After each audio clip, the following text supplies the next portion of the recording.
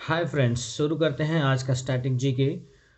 1859 में Charles Darwin ने एक बुक का पब्लिश किया। उस बुक का नाम था ओरिजिन ऑफ स्पीसीज।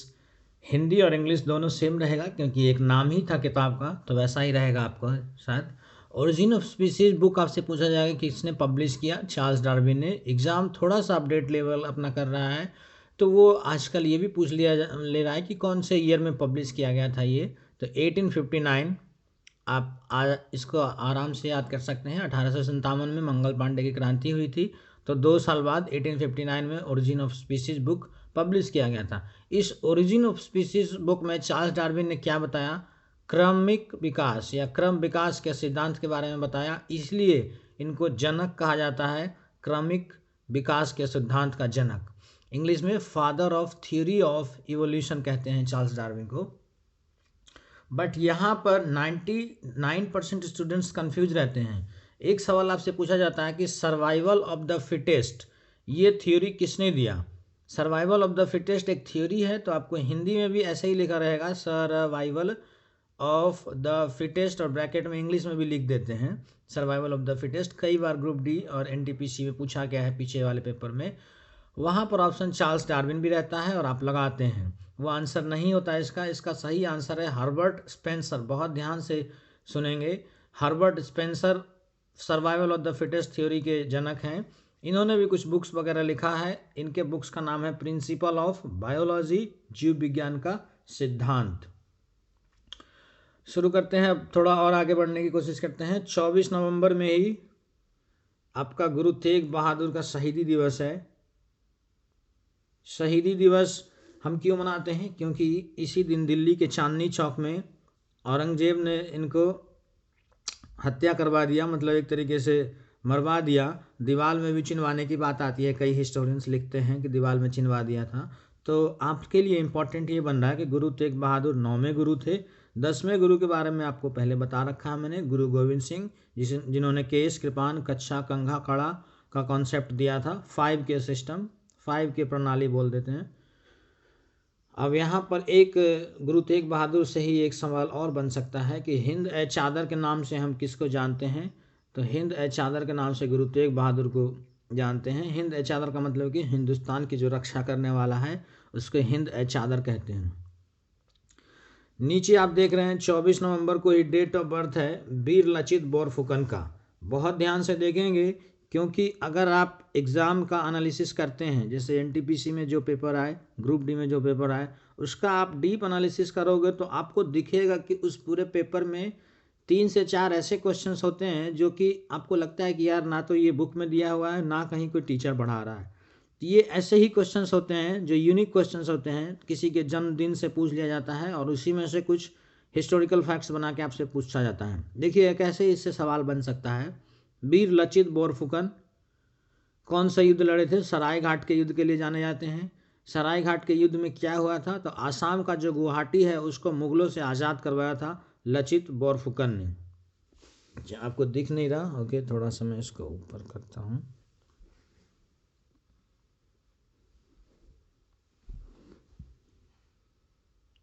ये फिट कर दिया, ओके, थोड़ा जूम कर दिया आपके लिए। हाँ, अब देखिए, सराय घाट के युद्ध के लिए जाने जाते हैं कौन? लचित बोरफुकन। आसाम के गुवाहाटी को मुगलों से आज़ाद करवाया था। ठीक है, सराय घाट का युद्ध कब हुआ था ये पूछा जा सकता है आपसे। 1666 से 1670 ईस्वी के बीच। अब ये यूनिक क्वेश्चन बन रहे हैं क्योंकि सराय घाट का युद्ध जल्दी आपको लूसेंट वगैरह में मिलता नहीं है, और ना ही आप आसपास में किसी से डिस्कस करते हैं इन चीज़ों के बारे में। एक सवाल और बन सकता है कि लचित बोरफुकन कौन से साम्राज्य से थे? तो ये अहोम साम्राज्य से थे।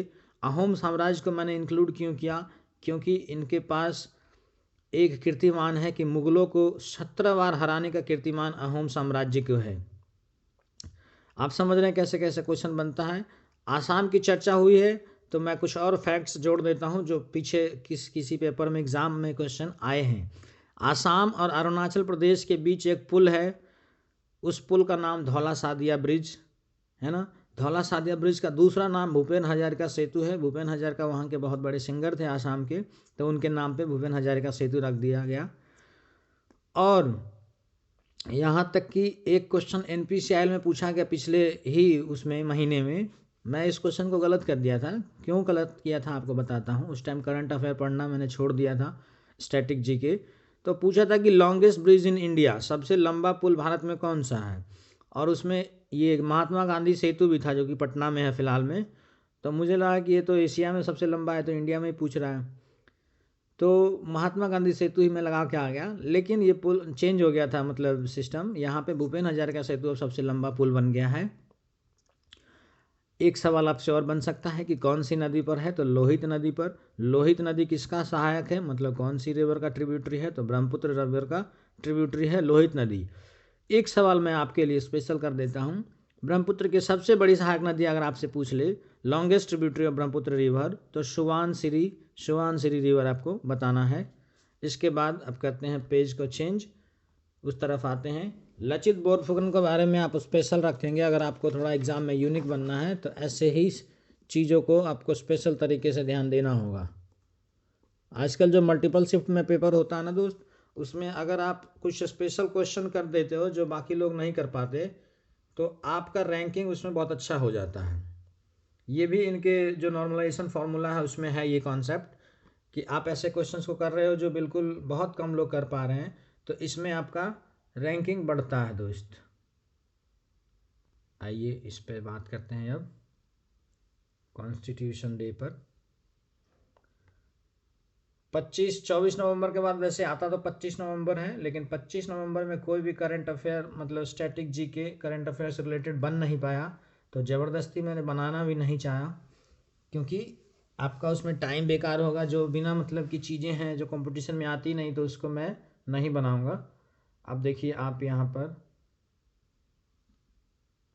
26 नवंबर 2015 मैंने लिखा है से हम संविधान दिवस मनाते आ रहे हैं। सबसे पहला सवाल आपसे यही पूछा जाता है कि संविधान दिवस हम कब से, कॉन्स्टिट्यूशन डे कौन से साल से मनाते आ रहे हैं, तो 2015 से मनाते आ रहे हैं।